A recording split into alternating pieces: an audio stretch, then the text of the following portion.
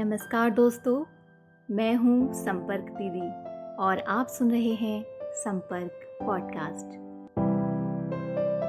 यहाँ हम बात करेंगे अपने अनुभवों की, आपके अनुभवों की और एक दूसरे को और बेहतर तरीके से समझने की कोशिश करेंगे।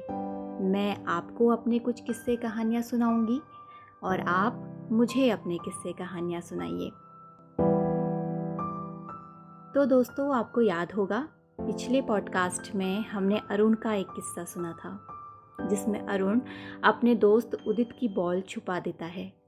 हर बार की तरह मैंने आपसे एक सवाल पूछा था कि अगर ये वाकया आपके साथ होता तो आप अरुण को कैसे एहसास दिलाते कि किसी की भी कोई भी चीज़ बिना उसकी अनुमति के लेना चोरी कहलाती है। आप में से कई टीचर्स ने कहा कि आप पूरी कक्षा को एक कहानी सुनाएंगे जिसमें चोरी का जिक्र हुआ हो और इस तरह एहसास दिलाएंगे कि चोरी करने के नतीजे क्या हो सकते हैं। तो मैंने सोचा क्यों ना थोड़ी देर के लिए हम सभी टीचर्स खुद को बच्चों की जगह पर रख लें। इसलिए मैंने कुछ टीचर्स को एक कहानी सुनाई, लेकिन उसका अंत नहीं सुनाया। चलिए पहले वो कहानी सुन लेते हैं जो मैंने टीचर्स को सुनाई थी। एक छोटा सा राज्य था, कुल 10-5 हजार की आबादी रही होगी। जब राज्य था, आबादी थी, तो एक राजा भी था, भले ही छोटा राजा। वैसे भी जब राज्य था तो सेना, मंत्री, सभासद सभी थे। इस राज्य में पहले अदालतें भी हुआ करती थी, लेकिन वहाँ का राजा और प्रजा सभी शांति प्रिय थे। कभी किसी से किसी का लड़ाई झगड़ा नहीं होता था, इसलिए फिजूल खर्ची समझकर अदालतें बंद कर दी गईं। अपने पड़ोसी राज्यों से राजा के बड़े मित्रतापूर्ण संबंध थे, इसलिए सेना के नाम पर केवल 100-125 सैनिक थे उनके पास। किसी के भी पास तलवार या बंदूकें नहीं थी, सबके हाथ में बस एक बेंत रहती थी। शांति बनाए रखने के लिए इतना काफी था। एक बार राजा एक विचित्र परेशानी में फंस गया। राज्य में पहली बार एक व्यक्ति किसी के घर में चोरी के लिए घुसा। संयोग से वहां मारपीट हो गई और चोर के हाथों एक व्यक्ति मारा गया। सैनिक चोर को पकड़कर राजा के पास ले गए। राजा ने मंत्रिमंडल की बैठक बुलाई। विचार होने लगा कि अब चोर को क्या सजा दी जाए। चोर के हाथों चोरी तो हुई थी, लेकिन एक व्यक्ति की हत्या भी हुई थी। काफी विचार करने के बाद भी कुछ तय नहीं हो सका। इससे पहले ऐसा अपराध किसी ने किया भी नहीं था, इसलिए किसी को अनुभव नहीं था। किसी को कुछ समझ नहीं आ रहा था कि आखिर उस चोर को क्या सजा दी जाए। अचानक एक मंत्री बोला, महाराज, पड़ोस के मामले में अदालतें हैं, जरूर वहां इस तरह के मामले आते होंगे। क्यों ना इस चोर को दंड के निर्णय के लिए वहीं भेज दिया जाए। राजा को यह सुझाव जच गया। चोर को वहां भेजकर पड़ोसी राजा से उसके लिए फैसला लेने की प्रार्थना की गई। राजा की परेशानी टल गई, लेकिन 2 दिन बाद ही चोर के साथ राजा की परेशानी भी लौट आई, पहले से बड़ी होकर। वहां की अदालत ने फैसला दिया, चूंकि इस चोर ने हत्या की है, इसलिए इसका सिर कलम कर दिया जाए।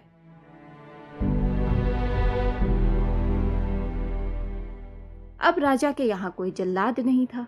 सैनिकों से कहा गया तो उन्होंने साफ जवाब दे दिया, हमने किसी की इस तरह से हत्या करना नहीं सीखा है, फिर हम इसके लिए रखे भी नहीं गए हैं। हमारे पास एक तलवार क्या, चाकू तक नहीं है। राजा ने परेशान होकर फिर मंत्रिमंडल की बैठक बुलाई। कई दिनों तक विचार मंथन हुआ। अंत में सब लोग इस नतीजे पर पहुंचे कि क्यों न इस चोर की सजा को आजीवन कारावास में बदल दिया जाए। राजा की परेशानी फिर टल गई, मगर राज्य में कोई जेल नहीं थी, जहां सजा पाए अपराधी को रखा जाए, इसलिए एक कोठरी बनवाई गई। चोर को उसमें रखा गया। उसके लिए एक पहरेदार भी नियुक्त किया गया। वो पहरेदार चोर की निगरानी करता था। राजमहल से उसके लिए भोजन भी ले आता था। राज्य की आमदनी बहुत मामूली सी थी। राजा के लिए इस पहरेदार का खर्च उठाना भारी पड़ गया। अब इस परेशानी से कैसे मुक्ति मिले? राजा ने फिर मंत्रिमंडल की बैठक बुलाई। तय हुआ कि पहरेदार को हटा लिया जाए। चोर जहां जाना चाहे जा सकता है। इस मुसीबत से छुटकारा पाने का बस यही एक उपाय था। अगले दिन चोर की नींद खुली तो उसने देखा कि वहां पहरेदार नहीं है। दरवाजे भी खुले हुए थे। जब कोई उसका भोजन लेकर नहीं आया तो वह स्वयं ही थाली लेकर राजमहल पहुंच गया। फिर तो उसका ये रोज का काम हो चला था कि राजभवन से भोजन ले आता, फिर खा पीकर चैन की नींद सो जाता। इस खर्चे से राजा की परेशानी फिर बढ़ गई। उसने चोर को कहलवाया, अरे अब तुम आजाद हो भाई, जहां चाहो भाग जाओ, कोई कुछ नहीं बोलेगा तुमको। मगर चोर ने जवाब दिया, मैं भागकर अब कहाँ जाऊं? लोग मुझे देखते ही गालियां देंगे, मुझे मारने दौड़ेंगे। मुझे मौत की सजा क्यों नहीं दी आपने? राजा की परेशानी बढ़ी तो उसके एक काबिल मंत्री ने उसे सलाह दी। तो प्यारे शिक्षकों, इसके आगे की कहानी आप पूरी करेंगे। मुझे बताइए, अगर आप राजा के मंत्री होते तो आप राजा को क्या सुझाव देते? कोई ऐसा सुझाव बताइए जिससे चोर को नाराज जनता पीटे भी नहीं और चोर का भरण पोषण करने में राजा को किसी तरह की कोई दिक्कत भी ना हो और चोर सही रास्ते पर भी आ जाए। चलिए, अब मैं अलग अलग राज्यों के कुछ टीचर्स को कॉल करती हूँ और आपको सुनाती हूँ कि वो राजा को क्या सुझाव देना चाहते हैं। तो आज की पहली कॉल पर मैं बात करूँगी हरियाणा की मोनिका जी और रजनी जी से। कहानी से पता चलता है कि चोर अपने लिए मौत मांगता है, यानी उसे पछतावा है। उसकी चोरी का मुख्य कारण उसकी भूख है। यदि वो राज्य में रह रहे लोगों का कोई काम कर दे और बदले में उसे बारी बारी से हर घर से खाना या पैसा मिल जाए तो उसे रोजगार भी मिल जाएगा और वह चोरी के बारे में सोचेगा भी नहीं। चोर से अब मेहनत का कार्य करवाया जाए जिससे उसे मेहनत के महत्व का पता लगे। उससे विभिन्न कार्य करवाए जा सकते हैं, जैसे वह सार्वजनिक स्थानों पर जैसे विद्यालय, अस्पताल और बगीचों में सफाई व्यवस्था करेगा और वहाँ पर पेड़ पौधे लगाकर उनकी देखभाल करेगा। फ़ोन की अगली घंटी बजने वाली है छत्तीसगढ़ की मधु जी और शिवानी जी के पास। अगर मैं इस अवस्था में होती या राजा की मंत्री होती तो मैं राजा को सलाह देती कि जो अपराधी है वह व्यक्ति उस परिवार की आजीवन सेवा और उसके लालन पालन का कार्य अपराधी को दंड स्वरूप देती। मैं उन्हें मेहनत मजदूरी करने के लिए कहती ताकि वो अपने जीवन यापन करने के लिए अपनी भोजन की व्यवस्था कर सके, और सबके साथ सहयोगात्मक कार्य और व्यवहार करने के लिए कहती ताकि उनके सहयोगात्मक कार्यों से सभी लोग प्रसन्न हों और सब उन्हें सम्मानजनक दृष्टिकोण से देख सके, उन्हें सम्मान प्राप्त हो सके और ये सब कार्य को करके वो एक सही मार्ग पर चल सकते थे। अब मैं फ़ोन करती हूँ झारखंड लक्ष्मण कुमार जी के पास। मैं अगर मंत्री होता तो चोर को एक खेत देने की सलाह देता जिसमें से चोर फसल उपजाता और पहरेदारी भी स्वयं करता, जिससे अनाज की समस्या भी हल हो जाती। अगले कॉल पर सुनते हैं उत्तराखंड की प्रेमा जी इस बारे में क्या सोचती हैं।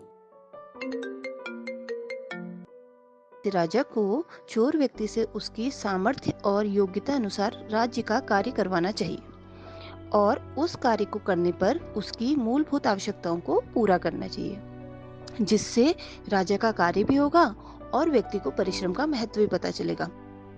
फोन की अगली घंटी बजने वाली है यूपी, अपर्णा जी के पास। उस चोर को या तो रसोइये के साथ में या किसी भी अधिक शारीरिक श्रम के कार्य में लगा दिया जाए। जिस दिन वह कार्य न करे उस दिन उसे भोजन ना दिया जाए, अधिक सख्ती से कार्य लिया जाए। इससे राजा पर अतिरिक्त खर्च का भार भी नहीं बढ़ेगा और उस चोर के साथ अन्याय भी नहीं होगा। और अब ये आखिरी कॉल मैं करने जा रही हूँ हिमाचल प्रदेश। सुनते हैं इंदिरा जी क्या कहती हैं। अगर मैं राजा की गद्दी पर होती तो उस चोर को जिंदगी जीने का एक मौका जरूर देती, क्योंकि किसी को भी सुधरने का एक मौका तो जरूर देना चाहिए। साथ ही अपनी प्रजा को भी सूचित कर देती कि चोर के साथ कोई भी दुर्व्यवहार ना करे। चोर में समय के साथ सुधार आ जाता है तो ठीक है, फिर सजा की जरूरत ही नहीं पड़ती। अगर चोर नहीं सुधरता तो उसे अपने राज्य से दूर निष्कासित कर देती। तो देखा आपने, कई बार खुद को बच्चों की जगह पर रखकर देखना कितना ज़रूरी होता है। लेकिन अगर आप सोच रहे हैं कि इसी के साथ ये पॉडकास्ट खत्म होने वाला है, तो ज़रा ठहरिए, अभी तो कहानी में एक और ट्विस्ट है। तो ट्विस्ट ये है कि मैंने पिछले पॉडकास्ट पर आपके दिए गए सुझाव को ध्यान में रखते हुए एक एक्सपेरिमेंट किया। मैंने यही कहानी विभिन्न राज्यों के 10 से 15 साल के बच्चों को भी सुनाई और इसका अंत बताने को कहा, वैसे ही जैसे आपसे कहा था। और यही सवाल पूछा कि अगर आप राजा के मंत्री होते तो राजा को क्या सुझाव देते। तो सुनते हैं बच्चों ने क्या कहा। अगली कॉल पर आप सुनने जा रहे हैं आकृति, वैष्णवी, नैना, अमाया, सोनिया, आलिया और अनुष्का के सुझाव। ध्यान से सुनिएगा, आपको समझ आएगा कि बच्चे असल में हम बड़ों से कहीं अधिक संवेदनशील और समझदार होते हैं। सुनते हैं। हमें उससे सबसे पहले कारोबार सिखाना पड़ेगा। कारोबार सीखने के बाद उसे कारोबार में खुद ही दिलचस्पी आने लगेगी और वो अपना कारोबार खुद ही खोजने लगेगा। इससे राजा पर भी भार नहीं पड़ेगा और प्रजा भी सुखी रहेगी। उस चोर को जहाँ पर भी वह कैद था उसे वहाँ पर काम दिया जाए और उसे पैसे भी मिल जाएंगे और वह सुधर भी जाएगा। चोर को ही राज्य का पहरादार बना दिया जाए, जिससे राज्य में कोई चोरी भी नहीं होगी और चोर को काम भी मिल जाएगा। जिसकी हत्या किया था उसके घर वालों को भरण पोषण करना चाहिए जिंदगी भर के लिए। मुझे यह लगता है कि चोर बेद से सुधरेगा, इससे ना राजा का खर्चा होगा और चोर भी सुधर जाएगा। चोर को राज्य का पहरेदार बना दिया जाए और उसे यह काम दिया जाए कि राज्य में और कोई चोरी ना हो। चोर को प्रजा के हवाले कर देना चाहिए। चोर को कोठरी में कैद रखने के बजाय राजा को उसे अपने राज्य में एक दास की तरह रखना चाहिए और उससे राजमहल के हर छोटे बड़े काम करवाने चाहिए। इस तरह से अगर वो चोर राजमहल में ही रहकर काम करेगा तो राजा उस पर प्रतिदिन निगरानी भी रख पाएंगे और इससे राज्य के किसी भी व्यक्ति को कोई भी तरह की परेशानी नहीं होगी। तो सुना आपने, ज़्यादातर बच्चे चोरी की वजह जानते हैं। वे जानते हैं कि चोर ने चोरी इसलिए की थी कि उसके पास कुछ काम नहीं था और इसी चक्कर में उससे किसी का खून हो गया था। कुछ बच्चे ये मानते हैं कि चोर की या तो बेंत से पिटाई की जानी चाहिए या फिर उसे जनता के हवाले कर देना चाहिए। यानी वे मानते हैं कि चोरी करना एक बुरी आदत है और उसके लिए सज़ा मिलनी ही चाहिए। बच्चे ऐसा सोचते हैं, इसके लिए आप सभी टीचर्स बधाई के पात्र हैं। आपसे ही तो ये नैतिक मूल्य मिले हैं उन्हें। आप बखूबी जानते हैं कि कहानियाँ बच्चों के मन मस्तिष्क पर किस तरह असर डालती हैं। इस तरह टीचर्स और बच्चों को कहानी सुनाना वाकई एक बहुत मज़ेदार अनुभव रहा। साथियों, अब यही सवाल मैं आपसे पूछना चाहती हूँ कि अगर आप राजा के मंत्री होते तो राजा को क्या सुझाव देते। मुझे ये भी बताइए कि अगर यही कहानी आपने अपनी कक्षा में सुनाई होती तो आपकी कक्षा के बच्चे क्या सुझाव देते। साथ ही ये ज़रूर बताइए कि आपको मेरे ये पॉडकास्ट कैसे लग रहे हैं। आप मुझे अपनी राय भेज सकते हैं या कमेंट में लिखकर मुझे बता सकते हैं। सोच के जवाब दीजिएगा, मैं इंतज़ार करूँगी यहीं हमारी अपनी बैठक पर।